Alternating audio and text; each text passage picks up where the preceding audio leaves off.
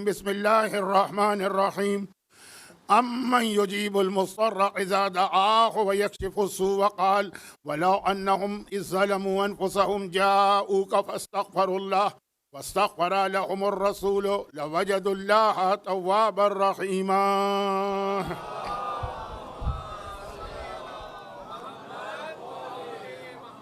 1447 ہجری کے ایام ازا کا یہ چھٹا اشرا اپنی آخری منازل کی جانب بڑھ رہا ہے، اور عظمت رسالت کے حوالے سے ان پہلی 5 مجالس میں اللہ کے رسول کے وہ مختلف القاب آپ کے خدمت میں پیش کرنے کی کوشش کی گئی جو قرآن کریم میں آئے ہیں۔ اگرچہ ہر ایک کا بیان تو نہیں ہو سکتا، طٰہٰ کی تشریح رہ گئی ہے، الیاسین جو آل یاسین ہے اس کی تشریح رہ گئی ہے، مدثر، مزمل، لیکن جتنا وقت ملا، کل ہمارا موضوع اللہ کی ایک بہت اہم صفت یا اللہ کا ایک اہم نام عظیم، یہ عظیم اللہ نے اپنے حبیب کو عطا کیا۔ پیغمبر کے وہ 4 القاب، عزیز جو آج کی مجلس کا شروع کا حصہ ہے، حریص، رؤوف اور رحیم جو آج کی مجلس کا اس کے بعد والا حصہ بنے گا۔ اب یہ سارے کے سارے القاب، یہ جو 4 القاب ہیں، یہ بھی سورہ توبہ میں پیغمبر کو دیے گئے، اور جو آیت میں نے آج تلاوت کی دوسرے نمبر پہ، اس میں بھی آخر میں اللہ نے اپنی رحمت کے حوالے سے بات کہی ہے، لیکن پیغمبر کی رحمت کو بھی ضمناً لے لیا۔ تو آئیے بات کو یہ خیال کرتے ہوئے کہ شب جمعہ ہے اور اس کے کچھ اہم موضوعات ہیں، تو ایسا نہ ہو کہ تمہید ہی اتنی لمبی ہو جائے کہ اصل موضوع پہ بات نہ ہو۔ بات کو شروع کیا جائے ان 2 چیزوں سے جو ہر شب جمعہ میں ہماری اور آپ کی ذمہ داری ہے۔ اگرچہ 3 چیزیں ہیں، لیکن تیسری چیز کو فی الحال میں نے یہ سوچا ہے کہ پرسوں کی مجلس جو 8ویں امام کے حوالے سے ہے، اس کا عنوان اس سے بن رہا ہے۔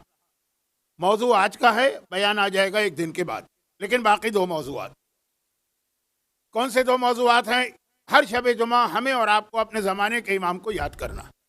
یہ میں وہ نظریہ نہیں دے رہا ہوں، وہ ہمارا عقیدہ نہیں ہے، وہ اسلام میں ہے ہی نہیں، جو اور بہت سارے مذاہب میں ہے، بلکہ شاید دنیا کے ہر مذہب میں وہ عقیدہ ہے سوائے اسلام کے، اور وہ یہ ہے کہ 1 دن نکالو اللہ کے لیے، 6 دن تمہارے ہیں۔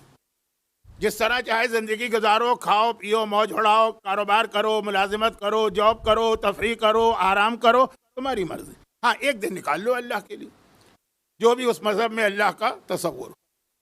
اسلام میں یہ نہیں، 24 گھنٹے تم ڈیوٹی پر ہو، 24 گھنٹے تمہیں اللہ کو یاد کرنا ہے، 24 گھنٹے تمہیں اپنے ہر عمل میں اللہ کا خیال کرنا ہے۔ یہ تھا موت کا موضوع جو 10ویں امام نے اپنے گھر میں قبر کھو دی، لیکن میں ادھر جا ہی نہیں رہا ہوں، ورنہ آج کی بات رہ جائے گی۔ تو اسلام کے اعتبار سے تو ہر وقت جس طرح اللہ کو یاد رکھنا ہے، اس طرح ہر وقت زمانے کے امام کو بھی یاد رکھنا ہے، وہ اللہ کا نمائندہ ہے، لیکن شب جمعہ اس کی یاد بڑھا دینا ہے۔ جب یہ کہا جائے کہ شب جمعہ امام زمانہ کو یاد کرنے کی رات ہے، تو یہ پیغام نہیں دیا جا رہا کہ باقی 6 راتوں میں امام کو یاد نہ کرو، آرام، آزاد، اور 7ویں رات کو یاد کرو، نہیں، پورا ہفتہ، لیکن آج کی رات کو زیادہ یاد کرنا ہے۔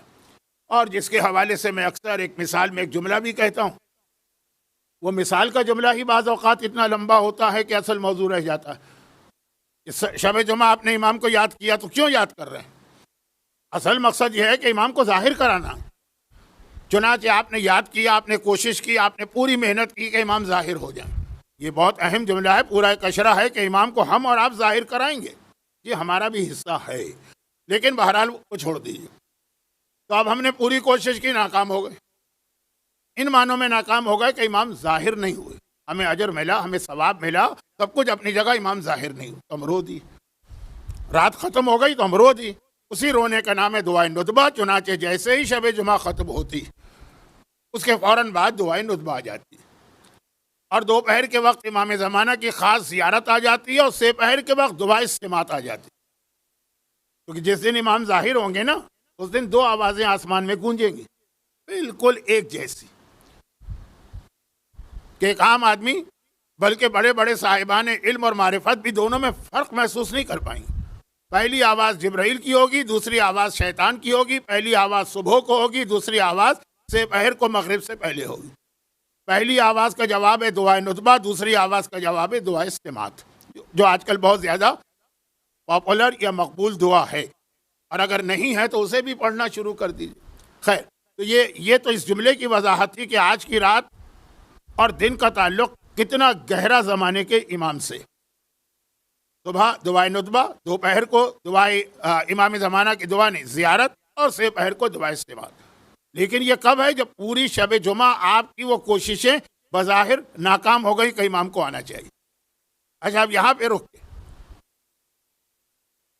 ایک ایسا مشہور واقعہ پڑھنا جا رہا ہوں جو میں نے بہت پڑھا ہے۔ لوگوں نے بہت سنا بھی ہوگا، جب میں نے بہت پڑھا ہے تو سننے والوں نے سنا بھی ہوگا، لیکن یہ بھی ایک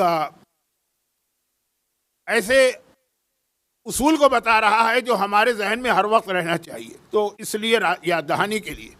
اور یہ والا واقعہ ہمارے پہلے موضوع اور دوسرے موضوع کو جوڑ بھی رہا ہے، ملا بھی رہا ہے۔ اچھا، ابھی پہلا موضوع ختم ہو جائے، یہ واقعہ آ جائے، پھر آگے بڑھیں گے۔ اور وہ جو آیت میں نے تلاوت کی وہ بھی ان دو کو ملا رہی۔ آج کا دوسرا موضوع کیا ہے؟ آج کی دوسری یعنی ہماری مجلس کا نہیں، ہماری مجلس کا موضوع تو عظمت رسالت ہے۔ ہر شب جمعہ، سال میں کتنی شب جمعہ آپ کو ملتی ہیں؟ 50 کے قریب اسلامی سال میں، یا 52 انگریزی سال میں۔ ہر شب جمعہ زمانے کے امام کو یاد کرنا، دعا۔ شب جمعہ خاص طور پہ اللہ نے بنائی ہے قبولیت دعا کے لیے، لیکن یہاں بھی وہی غلط فہمی نہ ہو کہ بس دعا ہے تو شب جمعہ ہے، باقی 6 دن نہیں۔ امام زمانہ کی طرح دعا بھی ہر دن، ہر وقت، ہر لمحے، نہ اس کے لیے کوئی وقت کی پابندی ہے نہ جگہ کی پابندی، مگر کچھ اوقات ایسے ہیں جس میں دعا بہت جلد قبول ہوتی ہے، اور کچھ جگہیں ایسی ہیں جس میں بہت جلدی دعا قبول ہوتی ہے۔ جگہوں کے اعتبار سے ہر مومن اور مومنہ جانتا ہے، یہ جو 2.5 کروڑ اس وقت کربلا محلہ پہنچے ہیں، تو ایک مقصد یہ بھی، میں یہ نہیں کہہ رہا ہوں کہ خالی اسی لیے کہیں، ایک مقصد یہ بھی ہے کہ اپنی دعائیں قبول کروائیں، آقا حسین سے حاجتیں پوری کروا کے واپس آئیں۔ لیکن اس کا مطلب یہ نہیں ہے کہ جو کربلا نہیں گیا، یا سال کے باقی دن جب ہم کربلا نہیں ہوتے تو دعا نہ کرو۔ جگہ دعا کی طاقت بڑھا دیتی ہے، لیکن دعا تو ہر جگہ قبول ہے۔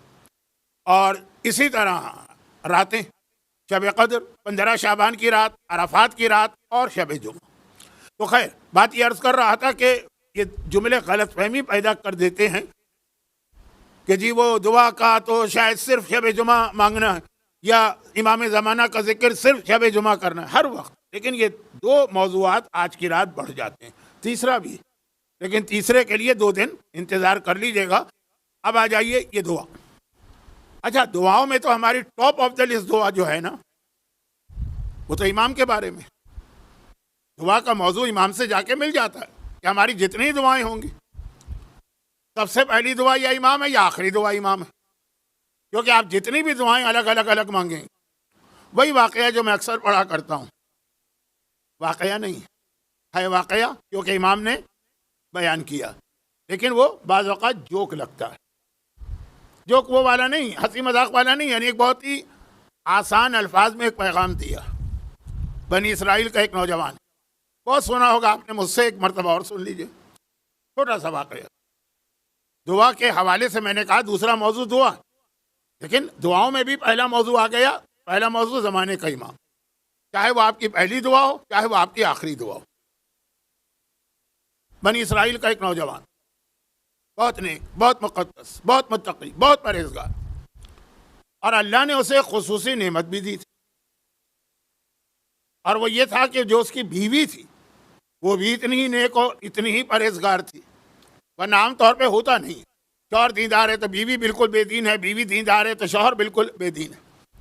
یہ جو آج کل ساری دنیا میں طلاق کا بڑھتا ہوا ریشو ہے، اس کا ایک ریزن یہ بھی ہے، one of the reason, main reason نہیں، one of the main reason, matching نہیں ہوتی۔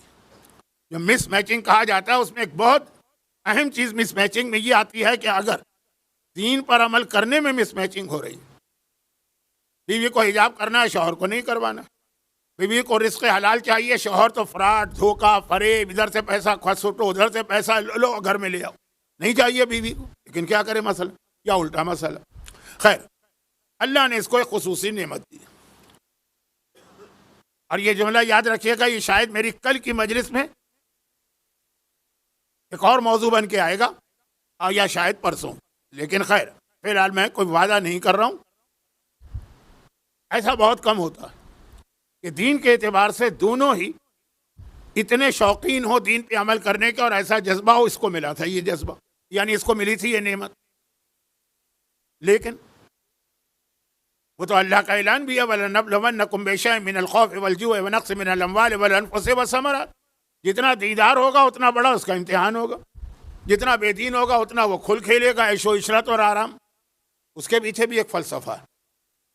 لیکن یہ ساری باتیں چھیڑ دیتا ہوں، مکمل کوئی نہیں کر پاتا، اس لیے ادھر نہیں جا رہا ہوں. بہرحال مومن کا امتحان بِشَيْءٍ مِّنَ الْخَوْفِ وَالْجُوعِ وَنَقْصٍ مِّنَ الْأَمْوَالِ. اللہ نے پہلے سے اعلان کر دیا. دھوکہ دے کے اللہ تم سے کلمہ نہیں پڑھوانا چاہتا. کلمہ پڑھنا ہے، دین میں آنا ہے، سمجھ لو کہ یہ ساری چیزوں پہ عمل کرنا ہوگا جس میں مال کی کمی بھی ہے اور بھوک بھی ہے. اب ان کے گھر میں فاقے، جتنی یہ عبادت کریں اتنے فاقے بڑھ رہے ہیں، جتنا یہ دین خدا پہ عمل کریں اتنا پریشانیاں بڑھ رہی ہیں. لیکن وہی بات کہ وہ بشیر صابرین، مظاہرہ صبر کا کر رہے ہیں. مصیبتوں کی وجہ سے گھبرا کے حرام کے راستے پہ نہیں جا رہے ہیں جو ہم میں سے اکثر لوگ ہتھیار ڈال دیتے ہیں.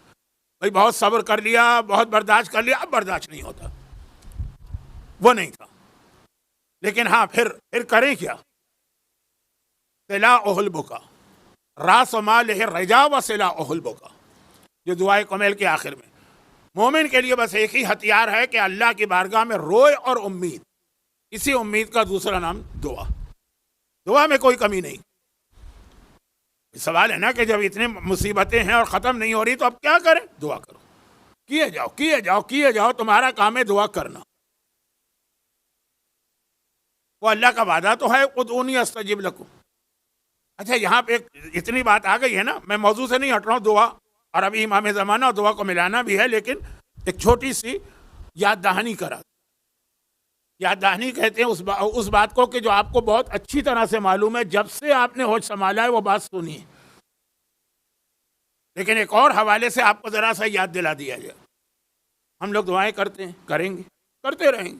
اللہ پوری کرے کہ نہ کرے یہ ہمارا کام نہیں. ہم اپنا کام کریں گے، اللہ اپنا کام کیا جائے. ہم اپنا کام کیے جائیں گے، وہ اپنا کام کرے. تو ہمارا کام ہے دعا کرنا، قبول کرنا نہ کرنا اس کا کام. لیکن ایک بات یاد رکھیے کہ اگر آپ کی دعا قبول ہوگی، یعنی آپ کو شرعی طریقے سے پتہ چل گیا، جبرائیل نے آ کر بتایا تمہاری دعا قبول ہو گئی، تو آپ اس کا نتیجہ کیا نکالیں؟ دعا قبول ہو گئی تو کل نتیجہ آ جائے گا. نہیں، قبول ہونا الگ چیز ہے، اس کا رزلٹ آنا الگ چیز ہے. اب جیسے میں ایک چھوٹی سی ایک بہت ذرا سے چلتی ہوئی مثال دوں کیونکہ میرا موضوع پھیلتا جا رہا. اگر آپ نے کہا کہ مجھے اولاد نہیں ہے، مجھے اولاد چاہیے، اس کی دعا آپ نے مانگی، وہاں آپ کو معلوم ہے نا کہ اگر آپ نے دعا مانگی اولاد کی، جبرائیل نے کہا ہم نے تمہاری دعا قبول کر لی، 9 مہینے انتظار کرنا پڑے گا. بھائی دعا قبول ہو گئی، اگلے دن بچے آ جائے دنیا میں. بلکہ اگر اگلے دن آ بھی گیا تو خود اس بچے کے بارے میں بھی آج شک میں پڑ جائیں گے، اس کی ماں کے بارے میں بھی شک میں پڑ جائیں گے. وہاں پہ خود آپ کے ذہن میں ہے کہ ہاں دعا قبول ہو گئی، لیکن اس کا نتیجہ آنے میں وقت چاہیے، وقت ہم کو دینا یا ہمیں صبر کرنا. تو 2 مرحلے، آپ نے دعا مانگی، ابھی یہی پتہ نہیں چلا قبول ہوئی کہ نہیں ہوئی، وہ ایک چیز.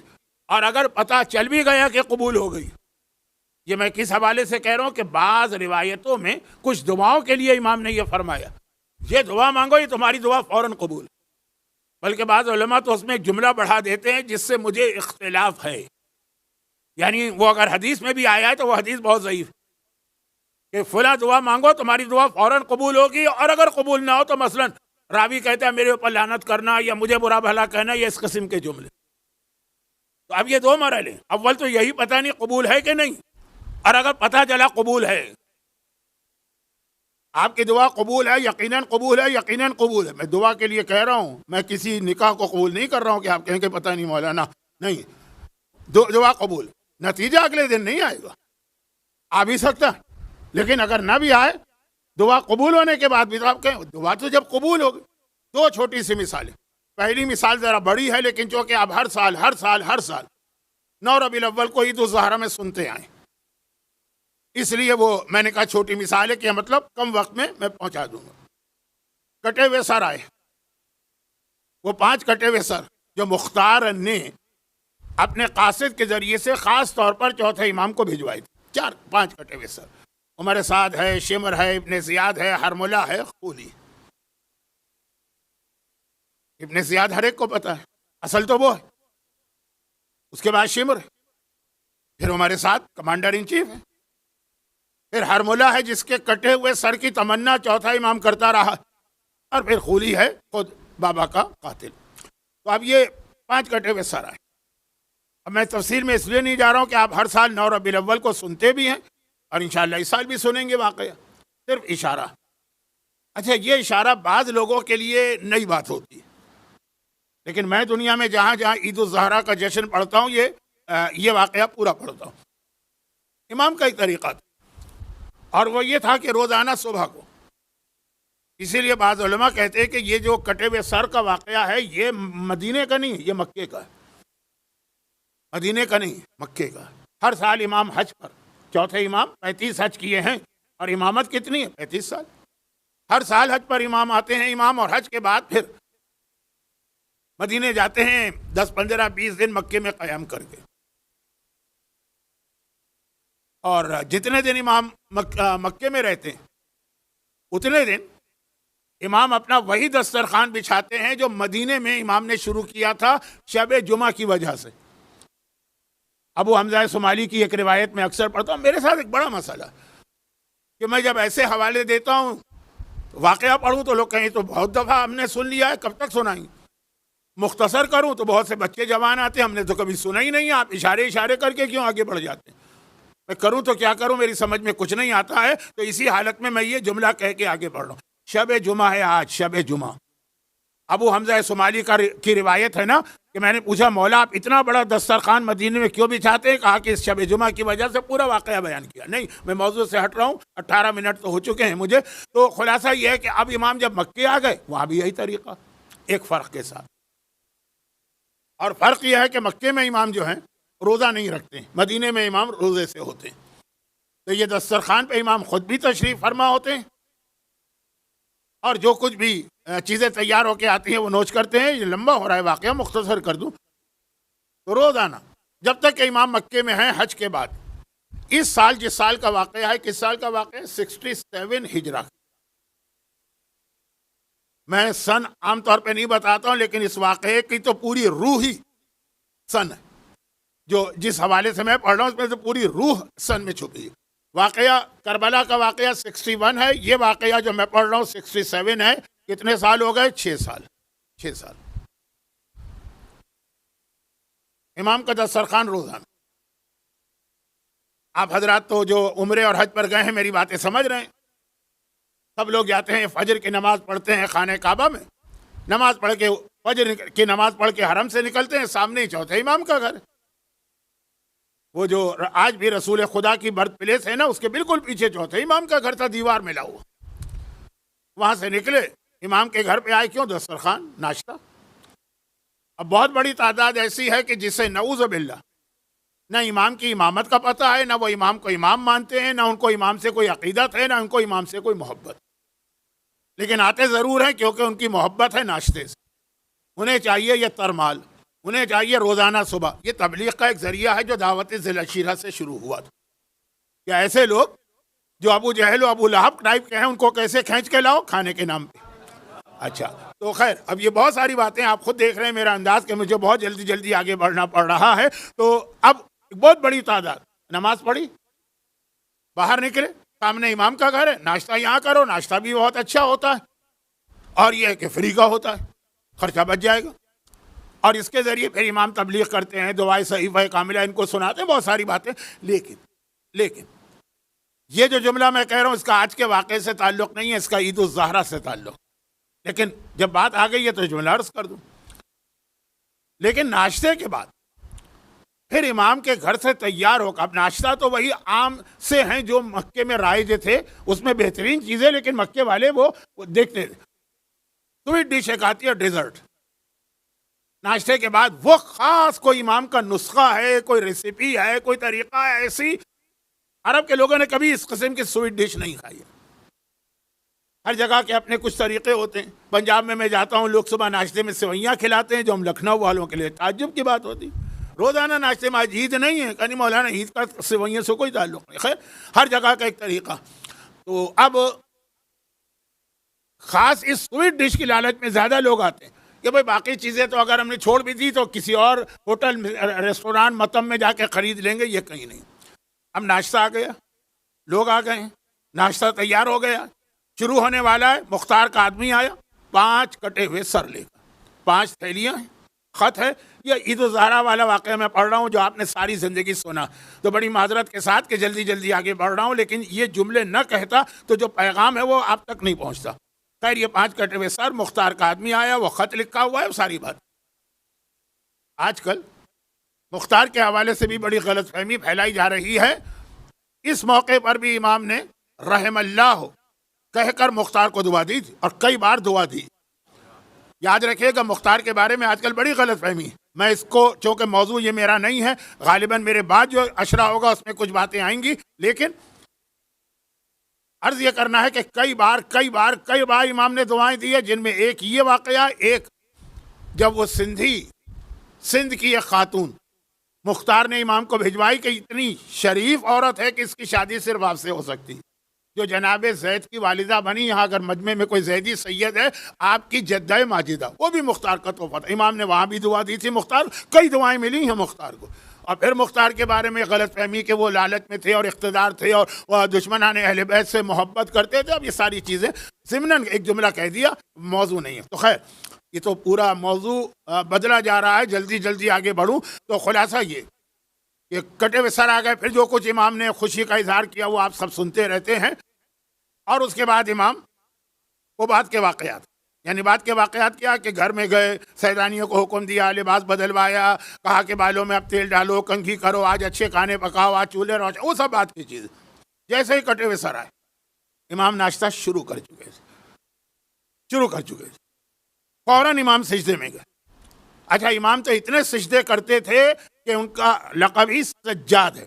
سجاد کے معنی سجدہ کرنے والا نہیں، بہت سجدہ کرنے والا، صیغہ مبالغہ. بہت کوئی نعمت کوئی مصیبت دور ہوئی لیکن سجدہ کرتے تھے. شکرن للہ کہ آج سجدہ تو کیا، شکرن للہ کے ساتھ ایک جملہ کا، خدا بندہ تو نے میری دعا کا نتیجہ میرے سامنے پیش کیا. یہ نیا جملہ تھا.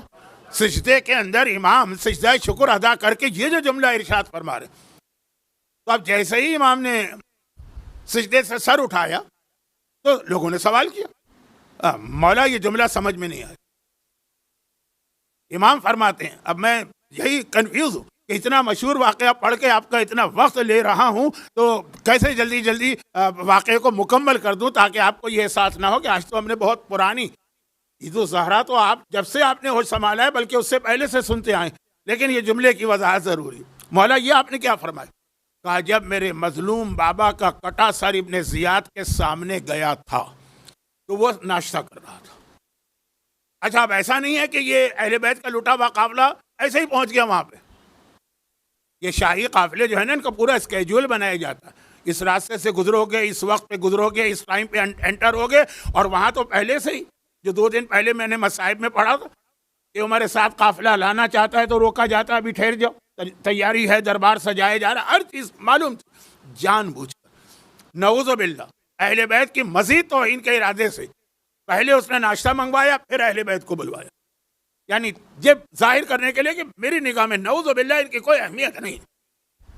میں جملے نہیں کہہ پا رہا ہوں، وقت بھی کم ہے اور الفاظ کا انتخاب مشکل ہو رہا ہے. تو چوتھے امام کہتے ہیں جب میرے بابا کا کٹا سر اس کے پاس پہنچا، وہ ملون ناشتے میں لگا تھا.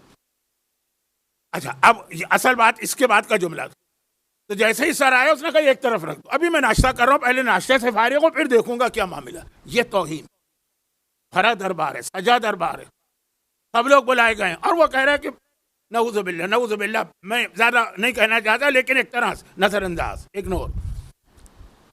امام فرماتے اسی وقت وہیں کھڑے کھڑے میں نے اللہ سے دعا کی کہ اے خدا اس ملعون کا کٹا سر بھی اس وقت میرے پاس آئے جب میں ناشتہ کر رہا ہوں.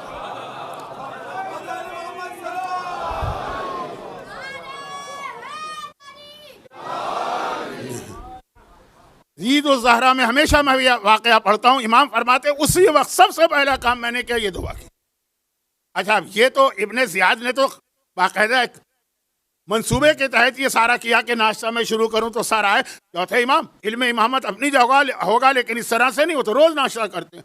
کہا کہ آج یہ دعا کا نتیجہ نکلا. اصل بات جو مجھے کہنا تھی وہ یہ تھی, ہماری اور آپ کی دعا اگر قبول نہ ہو تو حیرت نہیں, قبول ہو جائے نتیجہ نہ نکلے تو حیرت نہیں. امام معصوم دعا فرما رہے ہیں, زمین و آسمان لرز کے رہ جاتے ہیں, کائنات کا نظام بدل جاتا ہے. تو جیسے ہی امام نے دعا مانگی, دعا تو اسی لمحے قبول ہو گئی ہوگی. نتیجہ نکلنے میں 6 سال لگے. قبول ہونا ایک چیز ہے, نتیجہ آنے میں 6 سال پورے لگے ہیں. 61 ہجری میں دعا مانگی گئی ہے, نتیجہ 67 ہجرہ میں آیا. 6 سال امام معصوم کی دعا جو قبول ہو گئی ہے. اب جو لوگ بعد میں آئے ہیں اور بڑی تعداد میں لوگ بعد میں ہیں, وہ جملہ پورا نہیں سمجھ پائے ہوں گے, تو اب وقت بھی نہیں ہے دہرانے کا. لیکن بات شروع یہاں سے ہوئی تھی کہ آج کی رات دعا کی رات بھی. تو اگر دعا قبول بھی ہو جائے, اول تو ہمیں کیا پتا ہماری دعا قبول ہوئی کہ نہیں ہوئی ہے. ہو سکتا ہے کہ ہماری دعا ہی میں کوئی ٹیکنیکل مسٹیک ہو. مثلا ہم نماز پڑھ رہے ہیں, ہماری نماز قبول نہیں ہے. کیوں؟ پتہ چلا تم نے وضو کے بغیر نماز پڑھ دی. تو اب اگر ہماری نماز قبول نہیں ہے تو غلطی ہماری طرف سے ہو رہی ہے نا, کہ ہم نے وضو ہی نہیں کیا تو نماز کیسے ہوگی. تو اول تو ہماری دعا میں یہی مسئلہ کہ قبول ہے کہ نہیں, اور جب قبول ہو جائے تو نتیجہ نکلنے میں. جب معصوم امام کی دعا میں 6 سال لگے ہیں, اور یہ واقعہ اسی لیے ہے کہ ہمیں اور آپ کو پیغام ملے. تو دعائیں کتنی ہی زبردست ہوں, طاقتور ہوں, سریع الاصل ہو, سریع الاجابہ ہو, آپ کے پاس صبر و تحمل اتنا ہونا چاہیے. تو ایک تو یہ پورا واقعہ, پتہ نہیں کیوں مجھے ایسا لگا کہ بہت سے مومنین کے لیے یہ واقعہ نیا تھا, جبکہ میں تو ہر سال عید الضحیٰ تو اس واقعے کے بغیر عید الضحیٰ ہی نہیں. کیوں؟ اب وہ میں نے جملہ کہہ دیا نا, یہی میری بدقسمتی ہے کہ زبان پہ جملے آ جاتے ہیں, پھر اس کو بیان کرنے میں وقت لگتا ہے. کیوں؟ میں نے کہا اس کے بغیر عید الضحیٰ نہیں ہے. کیوں؟ کیونکہ جب امام نے سجدے سے سر اٹھا لیا, لوگوں نے پوچھا, امام نے جواب دے دیا. اب امام سر ملونوں کے 4-5 کے سر دیکھتے جا رہے ہیں. تو اچھا, جو لوگ یہ ساری باتیں بھی میں نے شروع میں کہی ہیں, جو مجمع بعد میں آیا ہے وہ شاید نہ سمجھے, لیکن اب میں کیا کروں. تو اب ہوا یہ کہ وہ لوگ جو ناشتے کے لالچ میں آتے ہیں, اور ناشتے کی بھی وہ سویٹ ڈش کے لالچ میں آتے ہیں, تو وہ تو کہہ رہے ہیں اب آئے گی سویٹ ڈش, اب آئے گی سویٹ ڈش, اب آئے گی سویٹ ڈش. وہ تو آئے اس کے چکر میں تھے. یہاں سویٹ ڈش ہی نہیں آ رہی آج. کسی نے آخر امام سے ڈرتے ڈرتے کہا کہ فرزند رسول, وہ جو میٹھا ہے, اب میں اردو کا لفظ استعمال کروں, پتہ نہیں ڈبل کا میٹھا ہے کہ شاہی ٹکڑا ہے کہ کیا ہے, ہر علاقہ خوبانی کا حلوہ ہے, پتہ نہیں ہر علاقے کے اپنے ہوتے ہیں نا, یہ سوئیاں ہیں. تو مولا وہ میٹھا نہیں آ رہا ہے. یہ جملہ ہے جو میں نے کہا عید الضحیٰ کی جان. امام نے کہا ان سروں کو دیکھنے کے بعد مومن کے دل میں جب مٹھاس پیدا ہوتی ہے, یا کائنات میں اس سے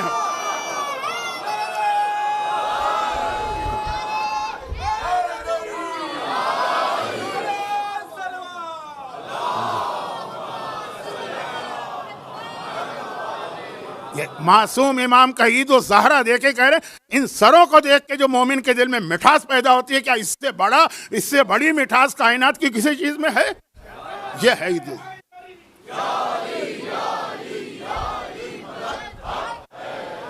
تو یہ تو ضمناً بات اس لیے آ گئی ہے, بہت اہم بات, ضمناً نہیں ہے, لیکن چونکہ آج عید الضحیٰ نہیں ہے, اور آپ سنیں گے ابھی یہ واقعہ عید الضحیٰ میں میرا اندازہ, جیسا میں نے کہا میری تو عادت, دنیا میں جہاں بھی جاتا ہوں, چاہے 50 سال سے جا رہا ہوں, تو 50 سال یہ واقعہ پڑھا ہے, کیونکہ اس کے اندر یہ دونوں چیزیں بہت اہم ہیں. خاص طور پر امام کا وہ جملہ و خوشی کی حالت. تو اصل چیز پہ آ جائیے کہ دعا, امام نے دعا مانگی, فوراً قبول, لیکن نتیجے آنے میں 6 سال, امام کی دعا کا نتیجہ آنے میں 6 سال لگ گئے.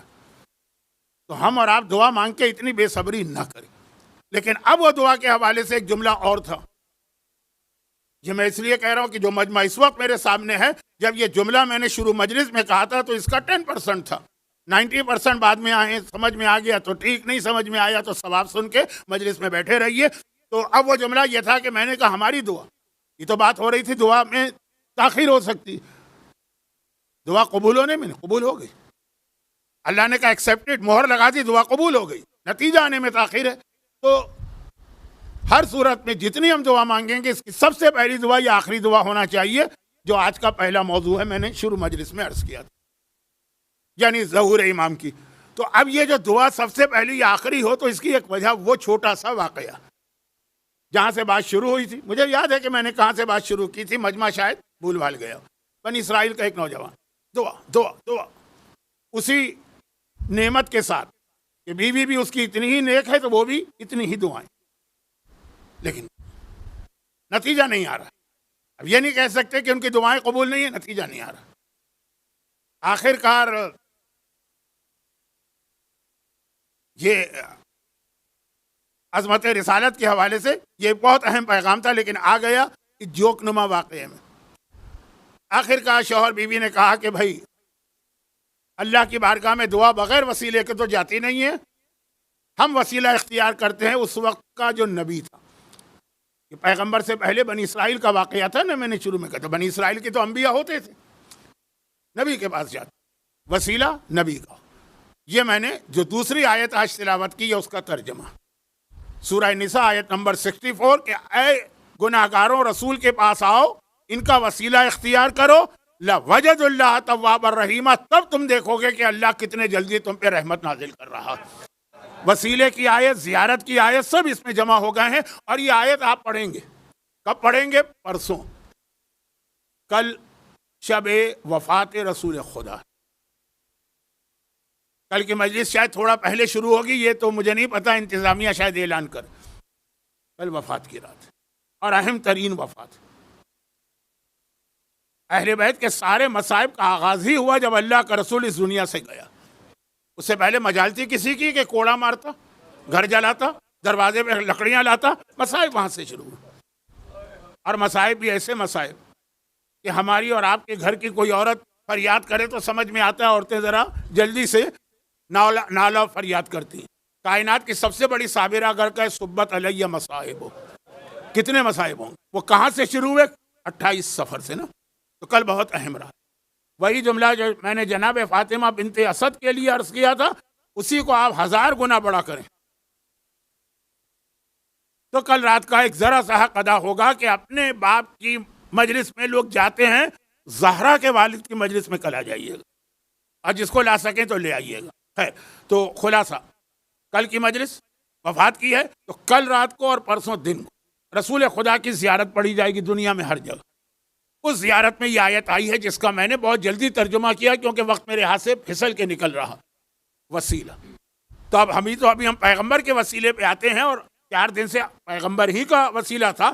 آج ہے کہ اصول صرف رسول کے لیے نہیں, آدم سے لے کے قیامت تک کے لیے ہے کہ دعا قبول کرانا ہے تو وسیلہ.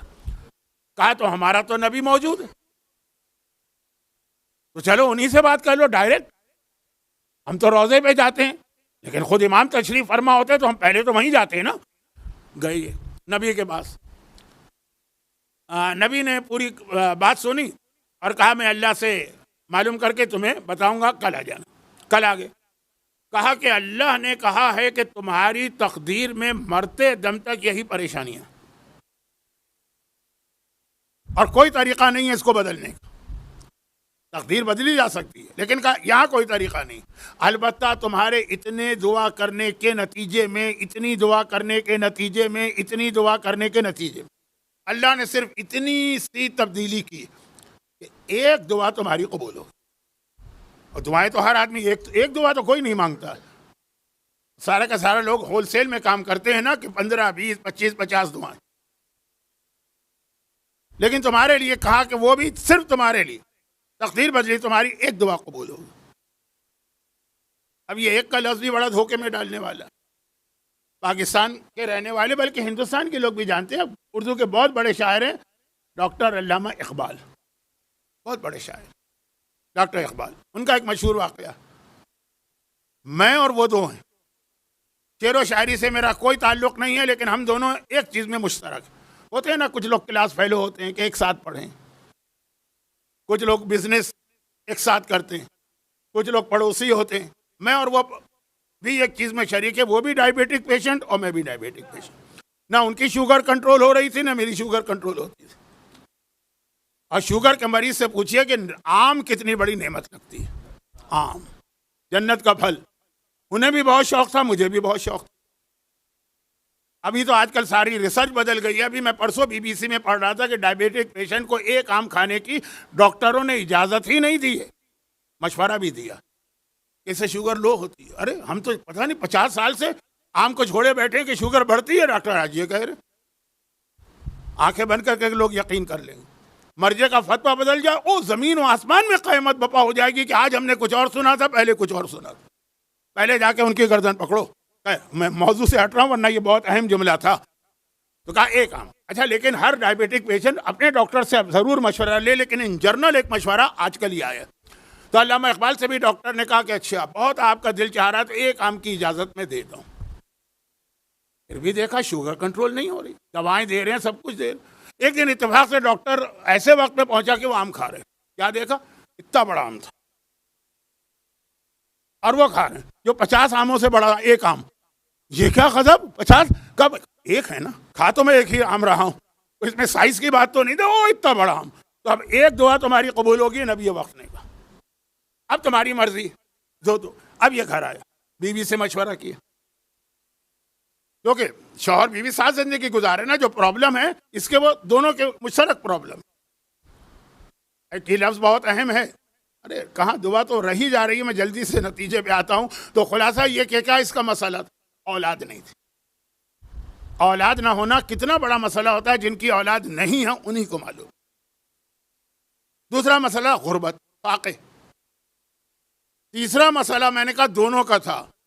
جو خواتین بیٹھی ہوئی ہوں گی سن رہی ہوں گی وہ کہیں گی مولانا نے غلط کہا، لیکن حقیقت میں دونوں کا تھا. وہ کیا تھا؟ اس کی ماں اندھی تھی. عورتیں کہیں گی نہیں بھائی، ساس کا اندھا ہونا تو ایک نعمت ہوتی ہے، کونے میں ڈال دو، جو زندگی جو دل چاہے کرو.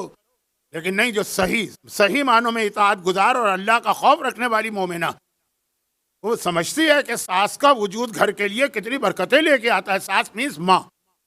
ماں جو ہے وہ رحمت خدا کا اینٹینا ہوتی ہے کہ رحمت خدا کھینچ کے آپ کے گھر میں اتارتی ہے وہ. تو جن کو معلوم ہے، جن کو احساس ہے، جن کو معلومات ہیں، تو یہ اس مومنہ کو تھی کہ بھائی وہ بھی ایک نعمت ہے. اب یہ بیٹا تو کہہ رہا ہے کہ میری ماں اندھی ہے، مجھے آنکھیں چاہیے. اب ایک دعا کی اجازت ملی. دونوں شوہر بیوی بیٹھ کے ڈسکس کر رہے کون سی دعا قبول کروائی.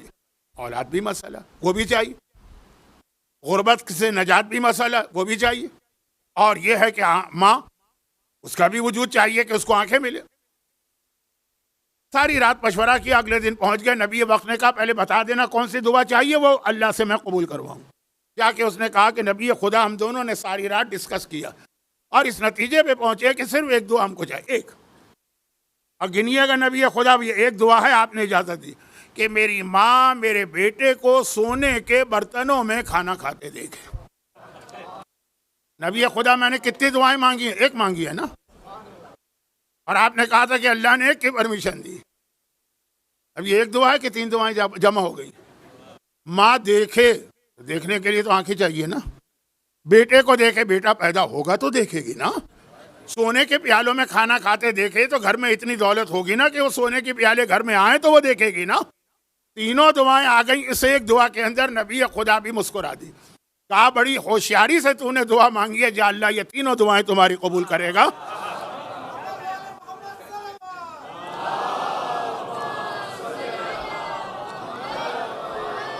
ہم نے کہا کہ دعائیں آپ مانگے، سب سے پہلی دعا یا آخری دعا امام کے ظہور کی ہونی چاہیے. کیوں؟ اسی وجہ سے.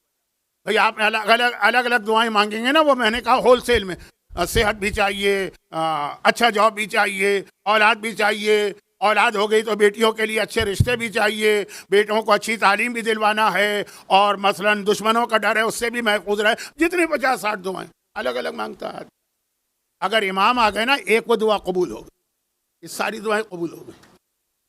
پھر نہ غربت کا مسئلہ ہوگا، نہ دشمن کا مسئلہ ہوگا، نہ صحت کا مسئلہ ہوگا، نہ مال کا مسئلہ ہوگا. سارے مسئلے آپ کے حل ہو جائیں گے اگر امام آ جائیں گے.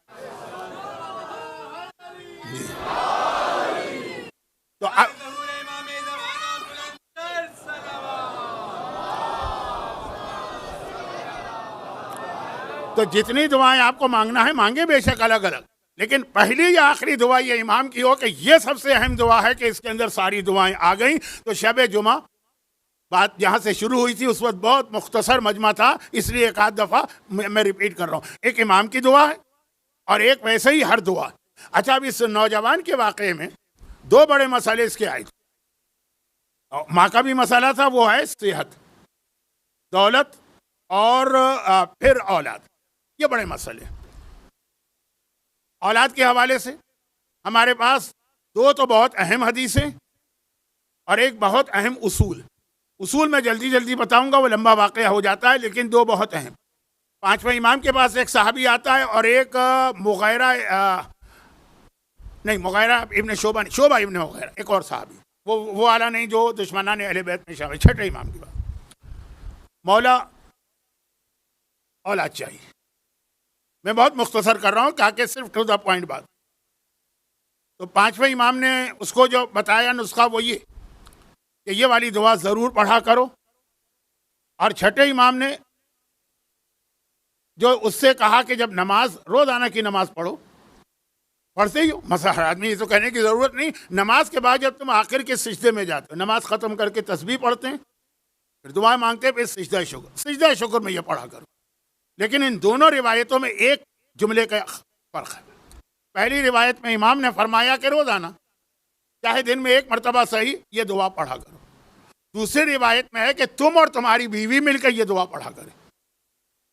تو بعض علماء نے لکھا ہے کہ وہ جو روزانہ ہے وہ شوہر کے لیے زیادہ ضروری، اور نماز کے بعد کے سجدہ شکرانے میں وہ جو اس کی دعائیں ہیں، الف الف، یا اللہ، یا ربا، یا سیدہ، یہ خالی شکران للہ، اس کے ساتھ وہ کیا ہے، سورہ انبیاء کی آیت۔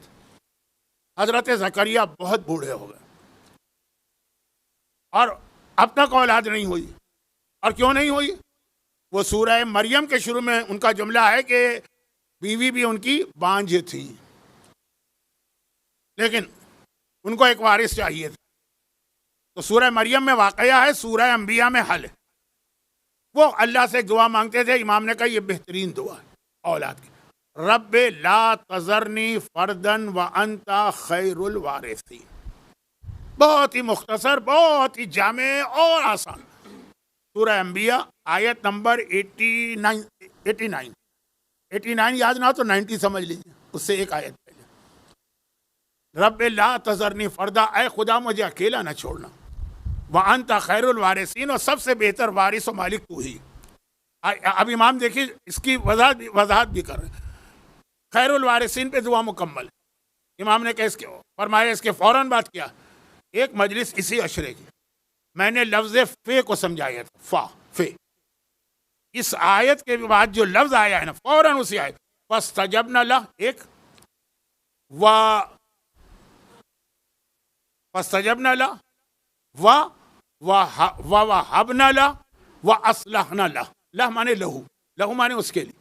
تین باتیں قرآن نے اس آیت کے بعد کہی، ہم نے اس کی دعا قبول کی، فاستجبنا لہ ووہبنا لہ، اور ہم نے اس کو ایک تحفہ دیا، ہبہ۔ وہ کیا ہے؟ ووہبنا لہ یحییٰ، دعا کے نتیجے میں ہم نے اس کو ووہبنا، ہبہ کیا، ہم نے تحفہ دیا یحییٰ، واصلحنا لہ زوجہ، اور اس کی بیوی میں جو خرابی تھی اس خرابی کو بھی ہم نے دور کیا۔ تو امام فرماتے ہیں اس دعا کے فوراً بعد، فوراً لفظ فا ہے، فا کا مطلب ہی فوراً، تینوں باتیں اللہ کے دعا قبول ہوئی، اولاد ملی، اور جو بیوی میں خرابی اور کمی تھی، جو اولاد نہیں مل رہی تھی، اصلاح، نام نے اس کی اصلاح کر دی، اس کو ٹھیک کر دیا۔ اولاد کے لیے امام فرماتے ہیں اس سے بہتر کوئی دعا نہیں ہے۔ دونوں راوی کہتے ہیں کہ واقعاً ایک سال کے اندر صاحب اولاد میں، بلکہ دوسرا تو کہتا ہے کہ مجھے ایک نہیں، پہلے سال بھی ایک بیٹا ملا، دوسرے سال بھی ایک بیٹا ملا، چونکہ امام کے حوالے سے ملا تھا، میں نے پہلے کا نام علی رکھا، دوسرے کا نام حسین رکھا۔ اولاد جن کا مسئلہ نہیں ہے یا جن کا الٹا مسئلہ ہے، بہت اولادیں ہو، کہتے ہیں بس کر اللہ، وہ تو اس کو بہت عام سا لیں گے، لیکن جن کے یہاں اولاد نہیں ہے ان سے پوچھیں۔ اور یہاں ایک چھوٹی سی بات، یہ کل رات کے مجلس کے آخر سے جڑی ہوئی ہے، بہت جلدی کہہ رہا ہوں، بہت اچھا دلچسپ واقعہ ہے لیکن ٹائم نہیں۔ ہمارے ایک بزرگ تھے، یعنی میرے والد کے دوستوں میں تھے، یو پی میں ایک علاقہ ہے جرول، وہاں سے ان کا تعلق تھا، خود ان کا نام تھا مسلم مہدی جرولی، مولانا عالم، میرے والد کے ساتھ حوزے میں پڑھے تھے، اور ان کے والد بھی عالم سے، مولانا علی اکبر جرولی، جن کی ایک کتاب ہے جواہر البیان، 14 معصومین کی ولادت و شہادت کی 28 مجلسیں، امام زمانہ کی غیبت کی۔ خیر، ایک زمانے میں بہت پاپولر کتاب۔ ان کے والد مسلم مہدی صاحب کے والد نجف میں تعلیم حاصل کر رہے تھے، زمانہ تھا آغا ابو الحسن اصفہانی، بہت بڑے مالک، بہت عظیم مسجد. اور اس زمانے میں چھٹیوں میں لوگ اپنے وطن آتے تھے, 2-3 مہینے رہتے تھے, پھر واپس جاتے تھے حوضے میں. اور حوضے کے اندر وہ ہاسٹل اسٹائل ہے کہ کمرے میں 4 یا 6 اسٹوڈنٹ رہتے ہیں. تو ایک مرتبہ گئے وطن, پھر واپس آئے تو کچھ عرصے کے بعد ایک خط آ گیا. اچھا, خط ایسا تھا کہ لفافہ دیکھنے سے لگ رہا تھا کہ اس میں کوئی خوشخبری. پہلے زمانے میں خطوط بھیجنے کا بھی ایک طریقہ تھا. جیسے مثلا کوئی کٹا ہوا لفافہ آئے گا تو موت کی خبر ہوگی, اور اگر کوئی بہت ہی گلابی قسم کا لفافہ ہوگا خوشبو میں بسا ہوا تو منگیتر نے منگیتر کو بھیجا ہے. میں ذرا سا مہذب الفاظ میں بات کر رہا ہوں. مثلا تب وہ لفافہ ایسا آیا کہ دیکھتے ہی سمجھ گئے. کمرے میں 6 اسٹوڈنٹ ہیں نا, ایک عراق کا ہے تو ایک ایران کا ہے تو ایک کسی اور عرب علاقے کا ہے تو 2 انڈیا کے, اس وقت پاکستان نہیں بنا. سب نے کہا بھائی کیا کوئی خوشخبری ہے, کوئی خوشخبری ہے, کوئی خوشخبری. کہا خوشخبری تو ہے لیکن یہ بدخبری بھی ہے. اگلے ہفتے ایک اور خط آئے گا, کٹا ہوا لفافہ. بھائی ہے کیا بتاؤ, کہاں میں وطن گیا تھا, اولاد نہیں تھی, تو اب یہ خط آیا کہ تمہیں اولاد ہو گئی ہے. کہی تو بہت بڑی خوشخبری. کہا نہیں, اگلے ہفتے خط آئے گا بچہ مر گیا. اتنا یقین سے کہا کہ ہاں کچھ بیماریاں عورتوں میں ایسی ہوتی ہیں, شاید تو نہیں ہوتی ہیں, تو شاید ان کو بھی یہ بیماری ہو کوئی اور. کہا میرے اولادیں ہوتی تھیں. ایک تو ہے نا کہ اولاد ہوتی ہی نہیں, کیا کہتے ہیں آج کل انگریزی میں, کنسیو ہی نہیں ہوتی ہے بیوی. اولاد ہوتی ہے 1 ہفتے 10 دن کے بعد مر جاتی. تو ایک یہ خوشخبری کئی بار پہلے بھی آ چکی ہے, لیکن 1 ہفتے کے اندر 10 دن کے اندر پتا چلا بچہ مر گیا. کا علاج کا سارے علاج کرا دی, کا دعا کا ساری دعائیں کر لی, خود حوضے میں پڑھ رہے. ساتھیوں نے کہا کہ ایرانی تھا, ایک عراقی تھا, ایک کسی اور علاقے کا, کہ ہو ہی نہیں سکتا, چلو چل کے مرجے وقت سے ٹائم لیتے ہیں. یہ خود وہاں کے اسٹوڈنٹ ہیں نا, ان کے گئے ان کے پاس. بہت شارٹ کر رہا ہوں, اس میں بہت دلچسپ باتیں بھی تھی لیکن کبھی اور سن لیجیے گا. لیکن خلاصہ اس کا یہ کہ وہاں پہنچے اور ان سے کہا کہ اس ایرانی اور عراقی نے کہ ایک ہندی طالب علم ہے, اس کا یہ پرابلم ہے. تو انہوں نے پہلے تو ایک اصول بتایا, کہا کہ ہمیں 14 معصومین کی صورت میں ایسی شخصیتیں ملی ہیں کہ وہ اتنی عظیم ہیں کہ ان کی وجہ سے بہت ساری اور بہت اہم شخصیتیں جو اسٹیٹس میں بہت بلند ہیں, ان کے برابر نہیں ہیں, وہ چھپ جاتی ہیں. جیسے سورج نکلتا ہے تو ستارے نظر نہیں آتے, جبکہ ستارے ہوتے آسمان پر. رات کو نظر آئیں گے, دن کو نظر نہیں آئیں گے, وہ کہیں چلے نہیں جاتے ہیں دن کے وقت. اتنی زیادہ روشنی سورج کی ہے کہ ستارے نظر نہیں آتے. جب سورج کبھی ڈوب جاتا ہے تو وہی ستارے نظر آتے ہیں. تو ایسی کچھ شخصیتیں جو معصومین کے بعد ہیں, ان کی بھی بڑی اہمیت ہے. لیکن معصومین, جب ہمارے پاس معصومین ہیں تو ہمیں تو ادھر ادھر کچھ دیکھنے کا موقع نہیں ملتا. ہاں, ان میں ایک شخصیت تو ہمارے پاس ابھر کے آ گئی, جو ابھی مرثیہ پڑھا جا رہا تھا میری مجلس سے پہلے. تو انہوں نے کہا, اب وہ کون سی شخصیت, حضرت عباس باب الحوائج. حضرت عباس کو آپ معصومین کی موجودگی میں بھی ان کی عظمت اور قبولیت دعا کے لیے جانتے ہیں, یا آج کل جناب زینب کا بھی ذکر. لیکن انہوں نے فرمایا کہ مسلم ابن عقیل جو ہیں, اولاد کے حوالے سے ان کا وسیلہ اللہ کے ہاں سب سے زیادہ قبول. نعوذ باللہ, توہین نہ سمجھیے گا, حضرت عباس سے بھی زیادہ اور آقا حسین سے بھی زیادہ. کہا کہ اللہ نے خاصیت ان کو عطا کی, اور وجہ بتا رہے ہیں کہ وہ خاصیت یہ عطا کی کہ باقی جو مثلا میں نے 2-3 نام لیے, میرے دل پہ خود چھری چل گئی کہ توہین کا انداز نہ ہو. بہرحال انہوں نے زیادہ بڑی قربانیاں دی. مسلم کی قربانی یہ ہے کہ ان کی اولادیں بہت زیادہ تھی, ساری اولادیں ان کے کربلا میں شہید ہو گئے, ان کی نسل ختم ہو گئی. آقا عباس کی نسل باقی, بلکہ پنجاب میں ایک قبیلہ ہے آوان کہا جاتا ہے, ان کی اولاد ہے. یہ میرا ڈپارٹمنٹ نہیں, لیکن بہرحال اولاد ہے جناب عباس. آقا حسین کی اولاد ہے. مثلا مسلم نے اللہ کی خوشنودی کی خاطر اپنی نسل کو ختم کر دیا. کچھ کربلا میں شہید ہوئے اور کچھ وہ جو کل رات کے مصائب آپ نے. اور اللہ کا اصول ہی, جو اللہ کے لیے تم قربانی دو گے, اللہ وہی چیز تمہارے نام پر قیامت تک لوگوں کو بھر بھر کے عطا کرے گا. مسلم, تم نے اپنی اولاد قربان کر دی, اب تمہارے نام پہ جو اولاد مانگے گا اس کو جب بھی مانگے گا ہم اس کو اولاد عطا کریں گے. تو آغا اصفہانی, ابو الحسن اصفہانی بہت بڑا نام ہے مرجعیت کا. ہم آغا سیستانی کے زمانے میں, ان سے پہلے آغا خوئی تھے, ان سے پہلے آغا محسن حکیم تھے, ان سے پہلے آغا بروجردی, ان سے پہلے آغا اصفہانی. بہت لمبا عرصہ نہیں ہے, 1945 میں انتقال ہوا, ابھی 80 سال ہی ہوئے. کراچی میں آج بھی ایسے بزرگ ہیں جو ان کی تقلید پر باقی ہیں. لیکن بات ان کے فضائل کی نہیں ہے, ٹائم نہیں ہے.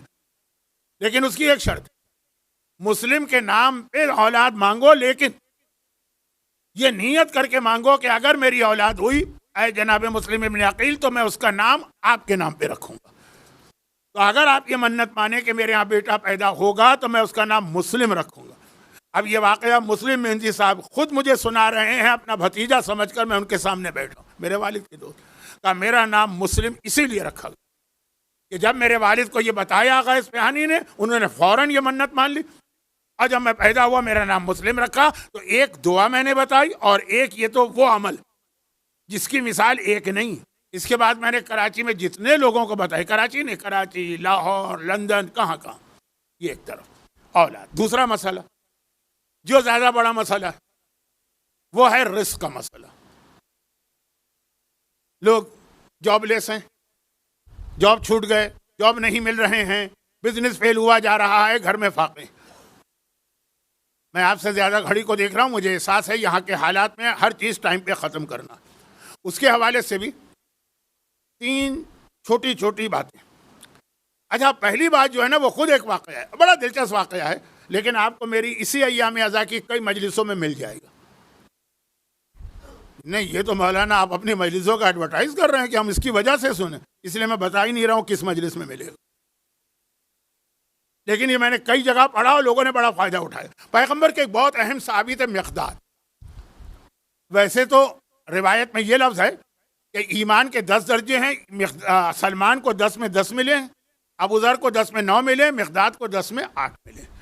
مگر امام کی حدیث ہے کہ ایک چیز میں مقداد سلمان سے بھی زیادہ بڑے ہیں۔ اب وہ میں بیان کرنے جاؤں گا تو موضوع بدل جائے گا، اس کا تعلق امام زمانہ سے بنتا ہے، فی الحال چھوڑ دیجئے، شاید کل شاید تھوڑی مناسبت آ جائے۔ بہرحال وہ جو مشہور حدیث ہے کہ جنت، چند لوگ ایسے ہیں جن کا شوق جنت کو ہے، جنت ان کا انتظار کر رہی ہے، اس میں سلمان و ابو ذر کے ساتھ مقداد، بہت عظیم صحابی۔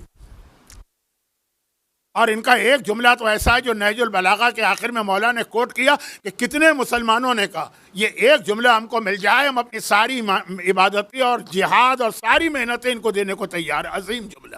لیکن وہی میں نے کہا کہ میں عام حالات ہوتے تو پہلا دلچسپ واقعہ بنا کر پھر نتیجہ نکالتا، وقت نہیں۔ مقداد بہت عظیم صحابی ہیں، خلاصہ یہ جوان ہو گئے، یہ خاص مکے اور مدینے کے نہیں تھے۔ تو ہمارے یہاں انڈیا پاکستان میں ابھی بھی رواج ہے نا کہ کچھ خاندان اپنے آپ کو بڑا سمجھتے ہیں، دوسروں کو چھوٹا سمجھتے ہیں۔ تو یہ جس خاندان سے تھے تو وہ ذرا چھوٹا خاندان مانا جاتا تھا۔ وقت کم ہے تو انہی جملوں سے بات سمجھ لیجیے۔ عبد الرحمن ابن عوف وہ بڑے خاندان کے تھے۔ ایک دن انہوں نے کہا مقداد تم اتنے ایج ہو گئی ہے، شادی کیوں نہیں کرتے؟ کہا اپنی بیٹی سے میرا نکاح کر دو۔ اوہ تو آگ بگولا ہوگا، گالی دے دو تو اتنی بڑی بات نہیں ہے جیسے ان کا رشتہ مانگنا۔ ہمارے یہاں بھی جب کہیں کہیں برادری سسٹم ایسا ہے۔ ایک مرتبہ خیز و غضب کے عالم میں مقداد کو اپنے گھر سے نکال دیا۔ اب وہ جب مسجد میں رسول کے پاس گئے تو غمگین تھے۔ پیغمبر نے کہا مقداد کیا بات ہے، غمگین کیوں؟ کہا یہ ہوا۔ پیغمبر نے کہا اس نے اپنی بیٹی تمہیں نہیں دی، میں اپنی بہن تمہیں دیتا ہوں۔ پیغمبر کی فرسٹ کزن، پیغمبر کی پھوپھی جناب صفیہ کی بیٹی، جناب صفیہ یا عاتقہ ان میں سے کوئی، زبا پیغمبر کی فرسٹ کزن۔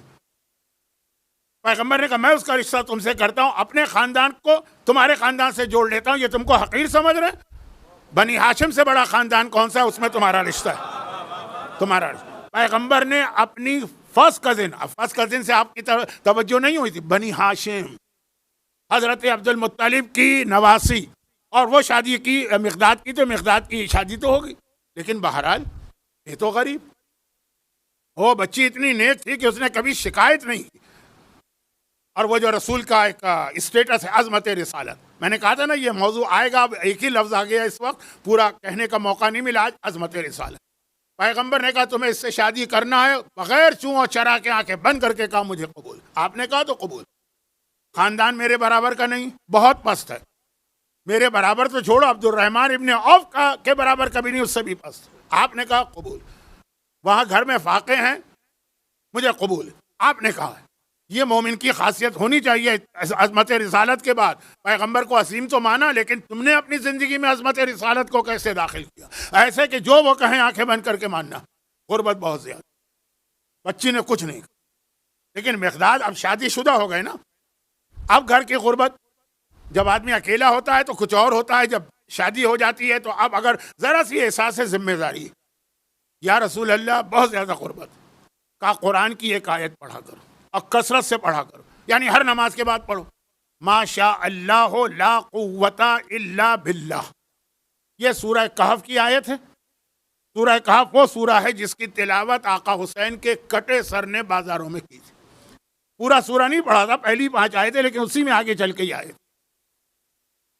اچھا، یہ والی آیت امام نے ایک اور حوالے سے بھی بتائی، جب امام نے فرمایا 4 مسئلوں کا حل 4 آیتوں میں، اور کہا کہ دیکھو فوراً کیوں ہے، کہا اس آیت کے فوراً بعد اللہ نتیجہ دے رہا فا کے ذریعے، فی آدھی حدیث میں پڑھ چکا ہوں، باقی آدھی بھی نہیں پڑھ رہا ہوں، وقت نہیں۔ تو اس آیت کے فوراً بعد ہے فَعَسَىٰ رَبِّي أَن يُؤْتِينَا خَيْرًا۔ اچھا، آپ کے سامنے لفظ آ جائے خیر، اردو میں خیر کے معنی کیا؟ خیر۔ عربی میں خیر کے معنی ہے مال، وہ بھی خیر اور مال بھی۔ فَعَسَىٰ رَبِّي أَن يُؤْتِينَا خَيْرًا مَا شَاءَ اللَّهُ لَا قُوَّةَ إِلَّا بِاللَّهِ فَعَسَىٰ رَبِّي أَن يُؤْتِينَا خَيْرًا، فا کے ذریعے فوراً اللہ تمہیں مال عطا کرے۔ یہ قرآن میں ہے، وہ اصحاب کہف کے واقعے میں، لیکن امام نے جو حدیث ارشاد فرمائی اس میں تو دلیل کے طور پہ کہا کہ دیکھو اللہ نے وعدہ کیا، پیغمبر نے دلیل نہیں دی، اب بس یہ آیت پڑھا۔ زمانے کے امام سے جو ایک مومن نے، عام مومن نہیں، بہت عظیم ایک عالم، کمپلین کی تھی اپنے پرابلم کی، تو امام نے اس سے کہا تھا کہ 3 دعاؤں کو ملا کے روزانہ فجر کے بعد پڑھو، لیکن یوں نہ پڑھنا، اپنا ہاتھ اپنے دل پہ رکھ کے پڑھنا، 70 ٹائمز یا فتح ہو، پھر 4 لائنوں کی دعا جو 8ویں امام نے اپنے ایک صحابی کو الگ سے بتائی تھی، اور پھر یہ 4 آیتیں۔ کسی کو اگر پڑھنا ہے پورا واقعہ بہت دلچسپ ہے، لیکن 25 منٹ میں بیان کروں تو 25 منٹ لگیں گے۔ مفاتیح الجنہ کو کھولیے، شروع قرآن کے سورے، ان کے بعد جائیے، اس کے بعد ہے نماز کے بعد کی دعائیں، فجر کے نماز کے بعد کی دعاؤں میں پورا واقعہ بھی ہے اور یہ دعائیں بھی، بالکل شروع میں سورے ختم ہوئے، اور یہ تو میں نے صرف اس لیے حوالہ دیا کہ جب میں جلدی میں ہوں اور کسی کو سننا ہے یا پڑھنا ہے واقعہ تو وہاں پڑھ لے۔ اصل ہے ماشاء اللہ لا قوت الا باللہ، یہ قرآن کی آیت۔ گزر گئے کچھ دن، پڑھ رہے ہیں، شوہر بھی پڑھ رہا ہے، بیوی بھی پڑھ رہی ہے۔ پرانے زمانے کا طریقہ تھا، گھروں میں واش روم تو ہوتے نہیں تھے، روزانہ صبح کے وقت لوگ اندھیرے میں، فجر کے بعد یا فجر سے پہلے اندھیرے میں کھیتوں وغیرہ میں، شہر کے باہر جنگلوں میں جاتے تھے، وہاں حاجت ضروری سے فارغ ہوتے تھے۔ ایک عام اسٹائل ہندوستان اور پاکستان کے بہت سے دیہاتوں میں یہ آج بھی یہی ہے۔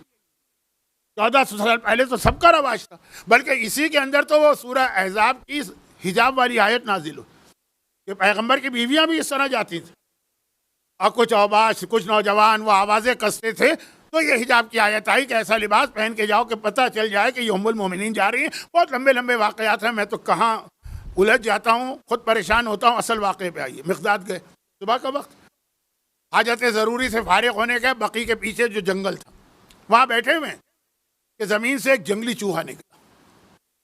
ایک عام چوہا ہوتا ہے، ایک جنگلی چوہا ہوتا ہے بڑا سا، بلی کے برابر۔ اچھا، ہم اور آپ تو شاید اس کو دیکھ کے ڈریں، لیکن جو دیہاتوں میں رہنے والے ہیں، کھیتوں میں رہنے والے ہیں، جنگلوں میں، ان کے لیے تو کوئی عام سی چیز آتا ہے، جاتا ہے، بھاگتا ہے۔ سوائے چیتے کے ہر جانور کے بارے میں کہا جاتا ہے کہ وہ انسان کو دیکھ کے وہ ڈرتا ہے، ہم نہیں ڈرتے، وہ ڈرتا ہے۔ لیکن یہ کہاں میں چلا گیا؟ ارے میں شکاریات تو میرا موضوع نہیں ہے، میں آتا ہوں۔ مقداد بیٹھے، ایک جنگلی چوہا اپنے بل سے نکلا اور اس کے دانتوں میں کوئی چیز تھی، وہ اس نے مقداد کے قریب لا کے اپنے دانتوں سے اگل دی، چھوڑ دی، اور پھر چلا گیا۔ پھر وہ اس بل میں گیا، پھر نکل کے آئے۔ مولا کے عظیم ترین صحابی ہیں جن کو سلمان سے بھی زیادہ اسٹیٹس قرار دیا گیا ایک چیز میں۔ اب یہ ڈر نہیں رہے مقداد، کیونکہ جنگلوں میں جانے والا تو اس قسم کے جانوروں کو دیکھتا رہتا ہے، لیکن کوئی چیز، ابھی اندھیرا ہے، اور مقداد تو بہرحال حاجت ضروری سے فارغ ہو رہے ہیں۔ پھر گیا، پھر آیا، 17 ٹائم۔ اب اتنی دیر میں تھوڑی روشنی ہوئی، مقداد فارغ ہو کے گئے کہ کیا چیزیں دیکھا؟ پیور گولڈ کے 17 سکے، پیور گولڈ، یعنی اس کے اندر خالص سونا، ہر سکے میں 3.5 گرام سونا ہوتا تھا اس زمانے میں، خالص سونا وہ رکھا۔ انہوں نے اٹھایا، پیغمبر کے پاس مسجد میں پہنچے، یا رسول اللہ، ایک عجیب واقعہ پیش آیا۔ ایک جنگلی چوہا اپنے بل میں سے یہ سونے کے سکے نکال کے میرے سامنے ڈھیر کر رہا تھا، ایسا لگ رہا تھا خاص میرے لیے لے کے آیا۔ پیغمبر نے کہا کیا تم نے زمین کھودی؟ نہیں یا رسول اللہ، میں تو اپنے کام میں لگا تھا۔ یا تم نے اس بل میں ہاتھ ڈال کے یہ چیز نکالی؟ نہیں یا رسول اللہ، خود ہی لا کے دے رہا تھا۔ کہا یہ اللہ نے تمہاری دعا ماشاء اللہ لا قوت الا باللہ کے نتیجے میں تمہیں عطا کیا ہے، نہ اس پہ زکوٰۃ ہے نہ اس پہ خمس ہے، اسے آرام سے استعمال کرو۔ اب جو گھر میں دولت کی ریل پھیل ہوئی تو جناب زبا ان کی بیوی کہتی ہیں کہ پھر مرتے دم تک کبھی ہمارا ہاتھ تنگ نہیں ہوا۔ اردو میں ایک محاورہ ہوتا ہے کہ اللہ کسی کو چھپر پھاڑ کے دیتا، ان کو اللہ نے زمین سے اس چوہے کے ذریعے سے کس وجہ سے؟ ماشاء اللہ لا قوت۔ عمل کر کے دیکھیے، میری اس بات کو مان لیجیے تو ٹھیک ہے، بالکل میں مسائل پہ آ رہا ہوں۔ تو اب ایک تو بہت اہم یہ دعا جناب مسلم ابن عقیل کے اس عمل میں جو آغا ابو الحسن اصفہانی کا جملہ تھا کہ انہوں نے راہ خدا میں اتنی بڑی قربانی دی، تو اللہ نے اس کا یہ نتیجہ، یعنی جو قربانی تم دو گے وہی چیز ملے گی۔ زیارت وارثہ، اچھا بہت سے لوگ روز پڑھتے ہیں، نہیں، اعمال جتنے بھی ہوتے ہیں نا، آپ جس نیت سے پڑھیں گے وہ اس کا نتیجہ نکلے گا۔ 2 رکعت نماز آپ نے نیت سے پڑھی کہ نافلہ مغرب ہے، وہ نافلہ مغرب بن جائے گی۔ 2 رکعت نماز آپ نے پڑھی میں فجر کی قضا پڑھتا ہوں، وہی نماز جو ابھی نافلہ تھی وہ قضا بن گئی فجر۔ 2 رکعت نماز آپ نے پڑھی مثلا حاجت کے لیے، وہی 2 رکعت نماز ہے وہ حاجت کی بن گئی۔ لیکن کوئی آپ نے نیت نہیں کی تو نہ وہ فجر کی بنے گی، نہ وہ نافلہ مغرب بنے گی، نہ وہ حاجت کی بنے گی۔ نیت زیارت وارثہ روز پڑھتے ہیں نا، لیکن جن کا جاب کا مسئلہ، 2 مسئلے، جاب ڈھونڈ رہے ہیں، یہ جاب ہے لیکن خطرہ لگ رہا ہے کہ یہ اتنا زیادہ ڈر ہے کہ کسی وقت بھی چھوٹ سکتا ہے۔ جب کبھی جاب کے لیے گھر سے نکلے اس وقت دروازے پر رک کر زیارت وارثہ پڑھیں، یا آخری کام آپ کا ہو، یا گاڑی میں بیٹھ کر، اگر آپ گاڑی والے، لیکن جاب لیس آدمی کے پاس گاڑی کہاں سے آئی؟ ہو سکتا ہے ابھی گئی، خیر تو یہ ہے کہ جب بیٹھ جائیں سواری میں، سواری چلانے سے پہلے زیارت وارثہ اس نیت سے پڑھیں، کیونکہ حسین نے اللہ کے لیے سب کچھ قربان کر دیا، تو اب اللہ حسین کے نام پہ سب کچھ دے گا۔ حسین نے اللہ کے لیے اپنے بچوں کی بھوک اور پیاس کو برداشت کیا، اللہ ان کے نام پر آپ کے بچوں کی بھوک و پیاس کو بچائے گا۔ اور اس پہ کتنے لوگوں نے عمل کیا۔ اب آئیے آخری بات سن لیجیے اور میں مصائب پر آ جاؤں۔ کل کی مجلس آنے والے کل وفات رسول خدا کی مجلس، شہزادی کونین کے بابا کی شہادت کی مجلس، اور صبت علیہ مصائبوں کے آغاز کی مجلس، اور 1-2 باتیں آج ایسی رہ گئی ہیں جو کہ براہ راست رسول کی سیرت سے متعلق ہیں، تو وہ بھی کل وہ میری طرف سے بیان ہوں گے۔ بہرحال کل کی اہمیت کو سمجھیے گا۔ اب آ جائیے آخری ایک جملہ، آخری ایک چھوٹا سا ٹکڑا، پھر مسائل، اور وہ یہ کہ تیسری بات یاد رکھیں، مدینے میں ایک شخص تھا۔ اچھا مجھے پتا ہے جو باتیں میں کہہ رہا ہوں یہ بالکل عام لوگوں کو اتنا یہ جچتی نہیں، کیونکہ لوگ جب کہتے ہیں کہ کوئی عمل بتائیے تو پتہ نہیں کیوں بڑے مشکل عمل لوگ ڈھونڈتے ہیں، اور میں کہتا ہوں کہ آدمی بیچارہ ویسے ہی پریشان ہے، تو اس کو آسان ترین ایزیس وہ عمل کیوں نہ بتایا جائے جو اپنی طاقت و تاثیر میں بڑے مشکل اعمال سے زیادہ اہم ہے، لیکن لوگوں کو وہ پسند آتے ہیں۔ 300 دفعہ یہ پڑھو، 500 دفعہ یہ پڑھو، اور اس طرح یہ پڑھو، اس طرح وہ پڑھو، اتنی لمبی دعائیں پڑھو کہ پہلے تو کہنا پڑتا ہے کہ مولانا کوئی ایسا طریقہ بتائیے، پہلے ایک دعا بتائیے کہ دعا ہم کو یاد ہو سکے، اتنی لمبی دعا، لیکن لوگ کہتے نہیں اب اتنی لمبی چوڑی دعا تو یقیناً اثر ہوگا، یہ چھوٹی دعائیں یہ تو بہت چھوٹی، جیسے ڈاکٹر کا طریقہ ہے نا، اگر آپ کو 50 دوائیں لکھ دے تو آپ کہیں گے یہ بڑا اچھا ڈاکٹر ہے، اس نے بیماری کی جڑ پکڑ کے ہر ایک کا علاج کیا ہے، جبکہ علاج صرف ایک دوا میں ہو سکتا ہے، لیکن ایک دوا والا ڈاکٹر ہے تو آپ کو اس پہ بھروسہ ہی نہیں ہوگا۔ تو مجھ پر تو لوگ ویسے ہی بھروسہ نہیں کرتے ہیں، ابھی بھی نہ کیجئے، میں اپنا کام کر کے جا رہا ہوں، اور وہ یہ ہے، لوگوں نے سوال کیا، اے شخص، رسول کے زمانے کے واقعات ہیں، میں نے اپنی حتی الامکان کوشش کی ہے کہ موضوع جو آج میں نے بدل دیا پھر وہ واقعات رسول کے ہی رہے۔ لوگوں نے سوال کیا، اے شخص تو اتنا غریب، تیرے گھر میں اتنے فاقے ہوتے تھے، محلے والے تجھے دیکھ کے رحم کھاتے تھے، لیکن اس وقت مدینے میں سبھی کے گھر میں غربت تھی، فاقے نہیں تھے، اس کے گھر میں فاقے تھے، یہ قبا میں رہتا تھا۔ یہ لفظ پڑھے لکھے لوگوں کے لیے میری بات سمجھا گیا۔ قبا تھی مدینے کی سلم بستی، جیسے ایک زمانے میں بمبئی میں جھوپڑ پٹی تھی، جہاں قبا میں انتہائی غریب لوگ، شہر سے بہت دور، بہت غریب، اگر کسی کا ایڈریس ہو وہ قبا میں رہتا ہے نا، سمجھ لیجئے بہت ہی غریب۔ اب تمہارے گھر میں اب کیا، یہ تو جیسے چھپر پھاڑ کے دولت آ گئی، اچھے اچھے کھانے بھی پک رہے ہیں، پھل بھی آ رہے ہیں موسم کے.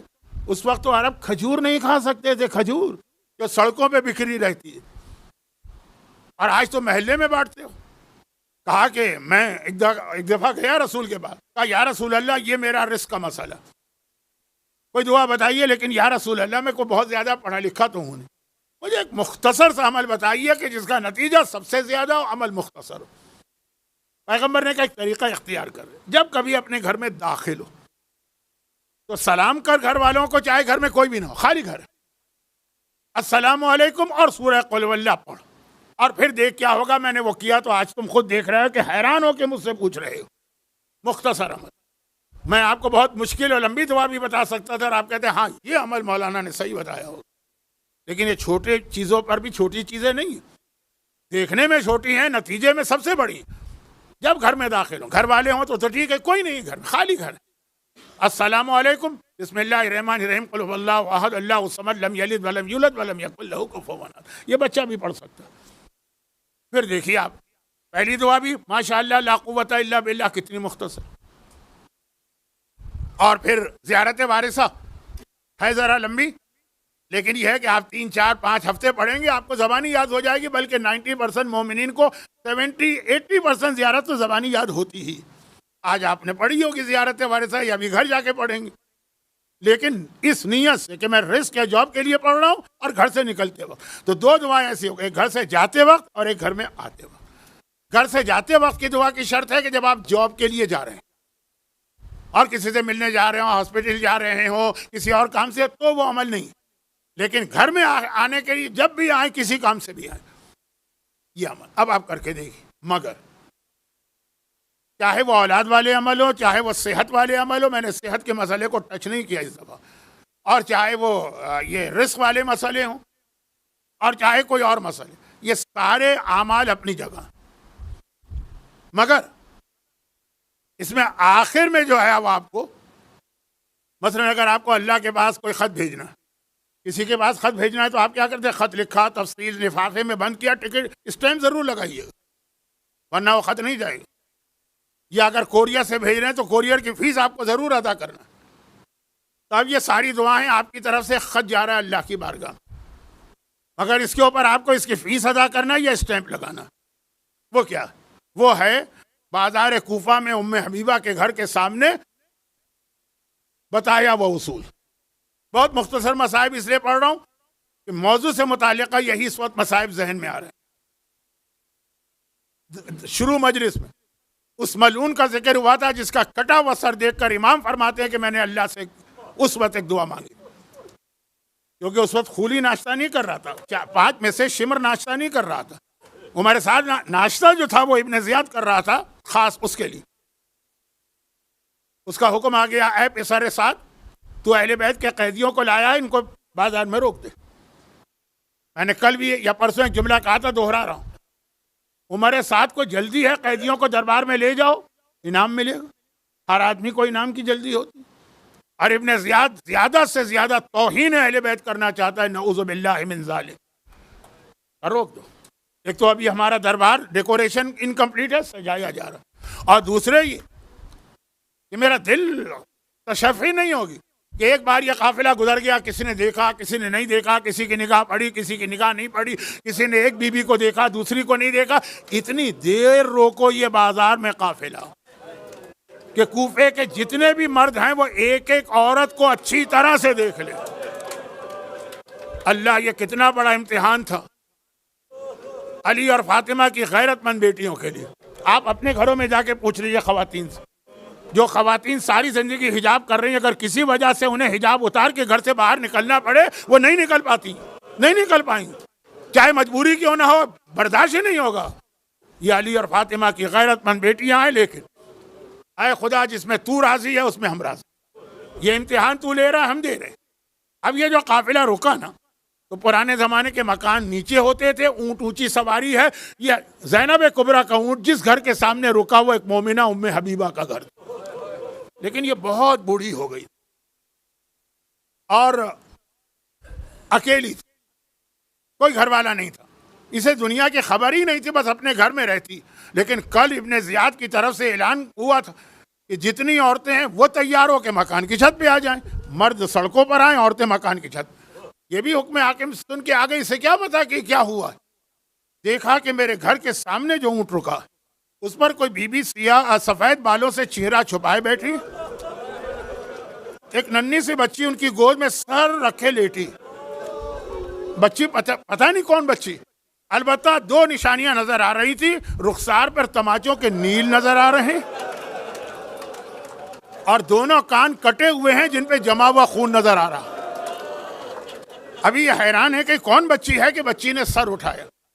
پھوپھی اماں وہ تو جنگل تھا، یہ تو کلمہ پڑھنے والوں کا شہر ہے، کیا یہاں بھی مجھے پانی نہیں مل سکتا ہے؟ بہت پیاسی. پھوپھی اماں میں بہت پیاسی ہوں، کیا یہاں بھی مجھے پانی نہیں مل سکتا؟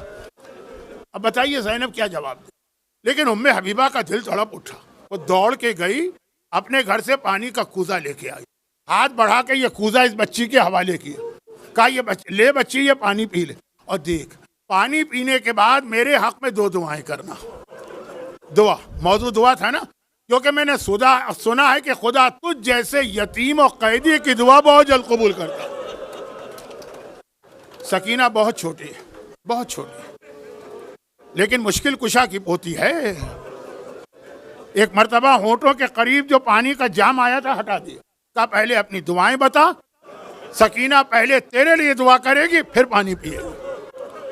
مشکل کشا کی پوتی کا یہی طریقہ ہونا چاہیے نا. پہلی دعا کیا؟ کہا پہلی دعا تو ابھی میرے ذہن میں آئی، خدا میرے بچوں کو تیری طرح سے یتیم و قیدی نہ بنا دے.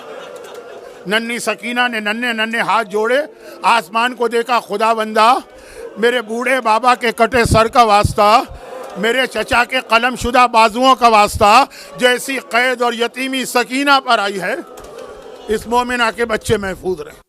ہاں اور تیری دوسری دعا کیا؟ کہ دوسری دعا تو بہت پرانی دعا ہے، بہت بوڑھی ہو گئی ہوں، چلنے پھرنے کی طاقت بھی ختم ہو گئی، بس ایک دعا ہے کہ مرنے سے پہلے ایک بار خدا مجھے مدینے کی زیارت کا موقع دے دے. سکینہ تو دعا کرنے لگی. زینب نے دشمنوں کے شہر میں اپنے شہر کا نام سنا، چونک کے سر اٹھایا اور کہا کہ اے ضعیفہ مدینے کیوں جانا چاہتی؟ اس کا جواب ہو سکتا تھا روضہ رسول کے لیے جاؤں گی، نہیں، اس نے کہا مدینہ، ارے مدینہ میرے مولا علی کا شہر ہے، میری شہزادی فاطمہ کا وطن ہے. زینب نے کہا لیکن اب تو علی بھی نہیں، اب تو فاطمہ بھی نہیں.